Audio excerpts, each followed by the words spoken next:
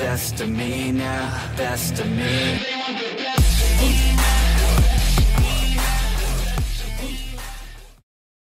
Assalamualaikum warahmatullahi wabarakatuh.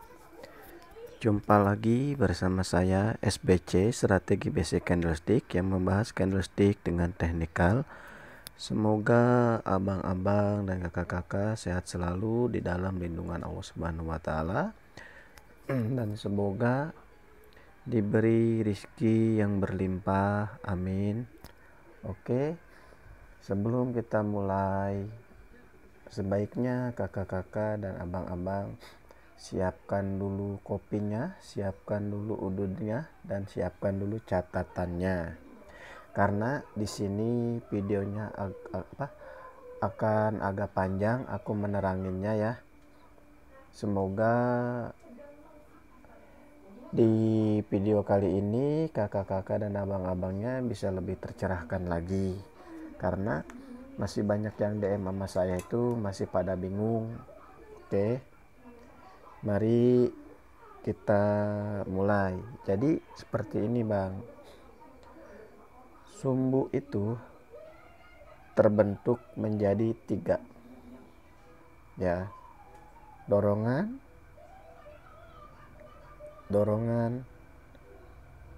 tekanan.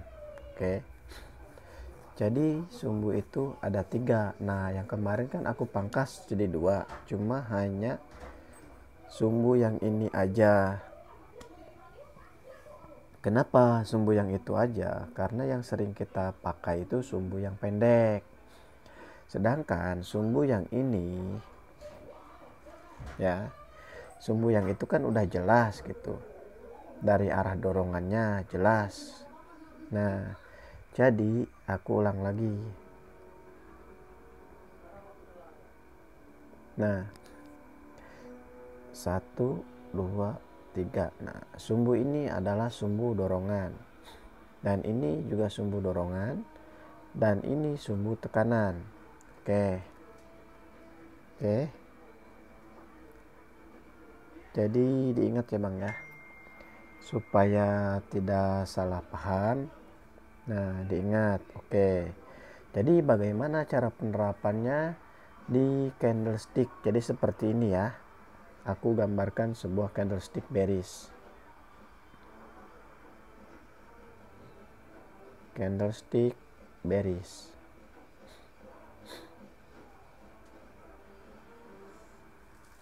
Oke. Ini adalah candlestick.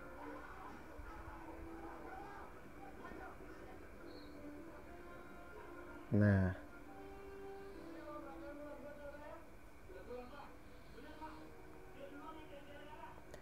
yang ini adalah sumbu tekanan.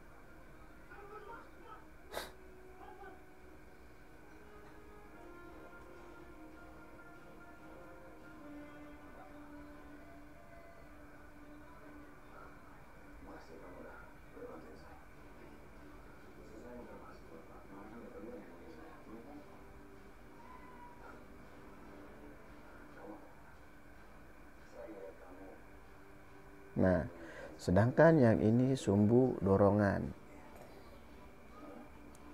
Jadi seperti ini bang. Jadi sifat candlestick bearish itu adalah penurunan. Ini kita bicara sifat dulu ya. Ini penurunan. Oke. Itu adalah sifatnya penurunan. Nah, jadi kita itu wajib memahami yang namanya sumbu.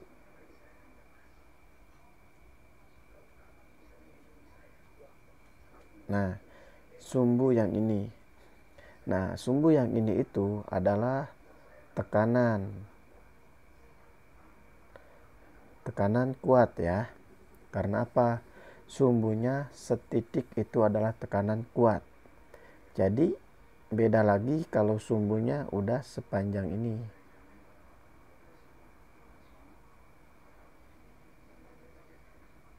Nah, contoh sumbunya panjang.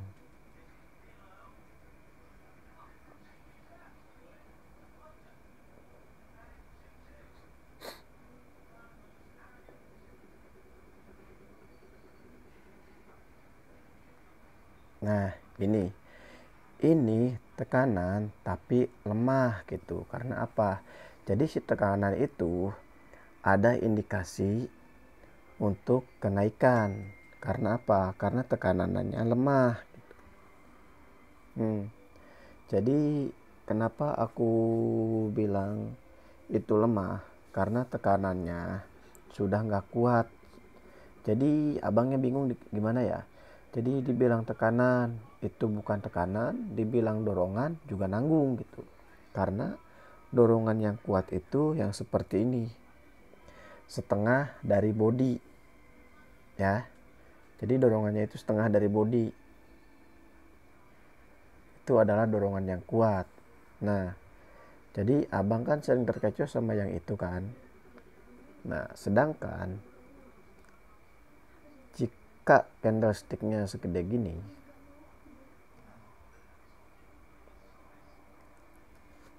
oke, segede gini,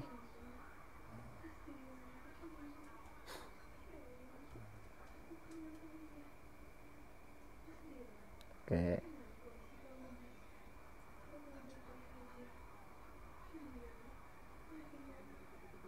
Nah, ini adalah dorongan, tapi lemah. Karena apa? Sumbu yang ininya kurang kuat, yang bawahnya juga sama kurang kuat. Jadi yang kuat itu yang seperti apa? Yang kuat itu yang seperti ini bang. Oke, aku gambarkan lagi. Nah,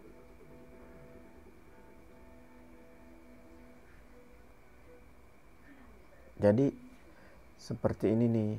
Nah, jadi sumbu bawahnya itu harus melebihi bodi, panjang bodi. Sedangkan yang ini harus setengah bodi gitu. Jadi sampai sinilah. Perbandingannya itu sampai sini. Setengah bodi.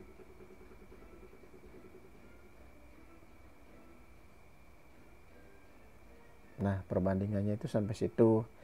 Jadi harus setengah bodi. Itu baru kuat. Nah, kita cari signal itu sumbunya yang jelas, yang kuat. Contoh seperti ini nih.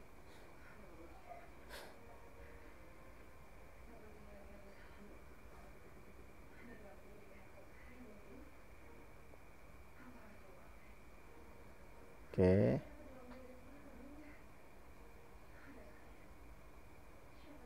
Nah, ini kuat bang untuk dijadikan sinyal. Karena apa? Sumbu dorongannya itu jelas. Dan ininya juga kuat. Ini kuat naik. Ya. Jangan seperti ini.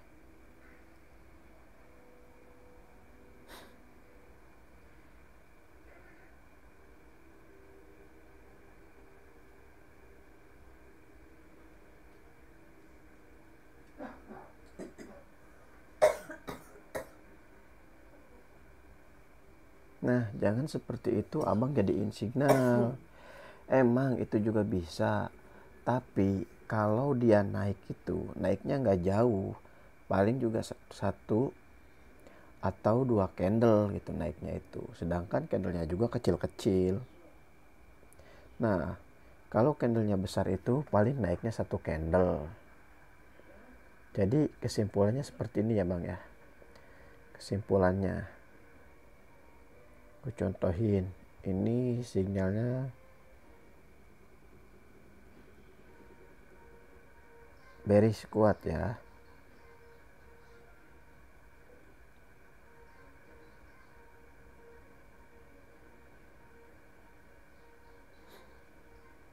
Oke, sinyalnya bearish kuat seperti ini.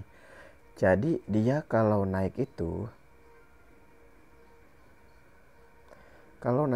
dia sampai segini nih naiknya. 1, 2. Nah, dia itu kekuatannya segitu naiknya. Sedangkan kalau kita ambil signal seperti ini,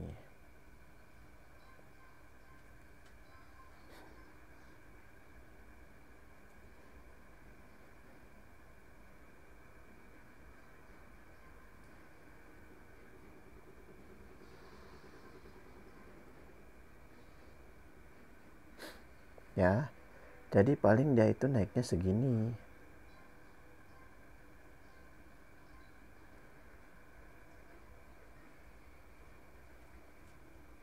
Nah, ada lagi, sedangkan kalau kita ambil signal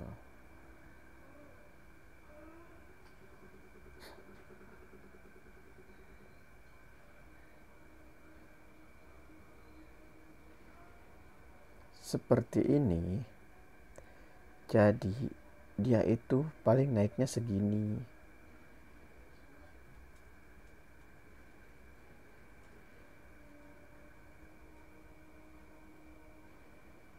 Nah, itu pun udah lemah gitu naiknya. Jadi abang-abang itu cari signal itu yang jelas, yang seperti ini. Ya, jadi apa? Jadi biar kita opennya itu bisa sampai 3 menit, 4 menit gitu untuk opennya itu. Kesimpulannya seperti itu ya. Semoga penjelasan saya ini bisa mudah dipahami. Nah, banyak lagi yang bertanya hukumnya positif negatif. Jadi hukum positif negatif itu seperti ini, Bang. Nah ya, signalnya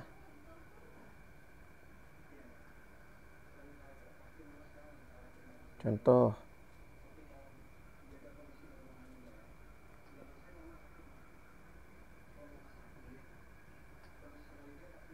oke.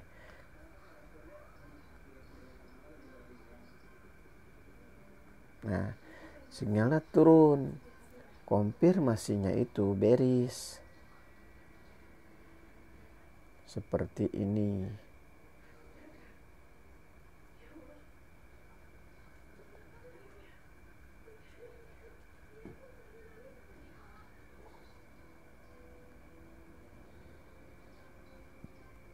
Nah ya, di sini itu udah terjadi yang namanya positif negatif. Nah, abang itu perhatikan setelah lahirnya candle positif negatif, di sebelahnya itu lahir apa. Kalau dia lahir candle hijau, dia pasti naik. Nah, setelah naik dia baru turun. Kenapa dia turun? Ngejalanin sinyal yang ini. Nah, kalau di sini dia lahir candlestick merah, contoh merahnya kuat, dia pasti turun dulu. Berarti dia ngejalanin yang ini. Setelah turun dia baru jalanin yang ini, naik. Oke bang, itu namanya hukum positif negatif. Lain lagi yang namanya hukum positif positif, gitu seperti ini.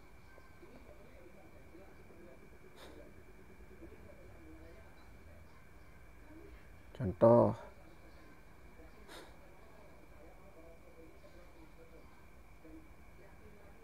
nah kalau hukumnya positif positif, berarti dia itu biasanya naik dulu ke atas, membuat koreksi gitu. Nah, setelah membuat koreksi, dia baru turun. Nah, seperti ini adalah signal yang bagus. Jadi kalau abang udah paham, koreksinya bisa ambil. Setelah kita ambil koreksi, baru kita ambil hasilnya. Oke bang. Oke, semoga sampai di sini bisa dipahami, bisa dimengerti. Bila abang-abang dan kakak-kakak masih belum paham, bisa ditanyakan di kolom komentar ya bang ya. Terima kasih. Bila saya ada salah-salah kata, mohon dimaafkan. Terima kasih. Wassalamualaikum warahmatullahi wabarakatuh.